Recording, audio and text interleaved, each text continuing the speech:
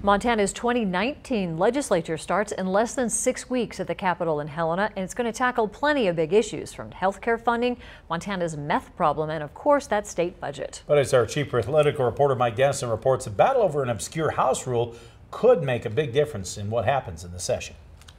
In Montana's 100-member House, a supermajority of 60 votes is needed to take a bill stalled in committee and move it to the House floor for further action. But some Republicans in the House and minority Democrats are proposing to change that rule so that only a simple majority, 51 votes, is needed to remove a bill from committee.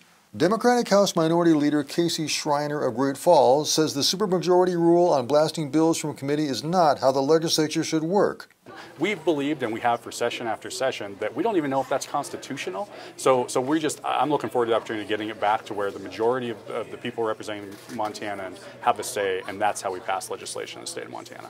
This change matters because without it, House GOP leadership can more easily kill key legislation they don't like by bottling it up in committee. If only 51 votes are needed to take the bill from committee, the chamber's 42 Democrats can join with just 9 Republicans to bring the bill to the floor and then pass it. But the supermajority requires at least 18 Republicans to join Democrats to move the bill, a much more difficult bar to clear. Republican State Senator Ed Buttrey of Great Falls proposed the rule change last month, and it's been forwarded to the House Rules Committee. He says the Senate has always required a simple majority to overturn committee decisions, and that the House should too. But incoming Republican House Speaker Greg Hertz told MTN News earlier this month that he believes the 60-vote supermajority requirement should remain. I do like the supermajorities. You know, legislation should not be easy to pass. It's always good to make sure that legislation has to go through a process, so at the end we end up with a good product. The House Rules Committee, whose members were appointed by Hertz, is unlikely to adopt the change. That means those pushing the change may have to fight it out on the House floor the first week of the session and get a majority vote to overturn the Rules Committee.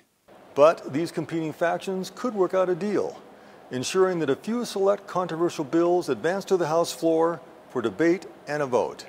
Whatever happens, should play a role in the outcome of key legislation at the upcoming session. At the Capitol, Mike Dennison, MTN News. Buttrey, of course, has been a leader in the Senate for years, but now he'll take a new House seat in January 7th, the first day of that 2019 session.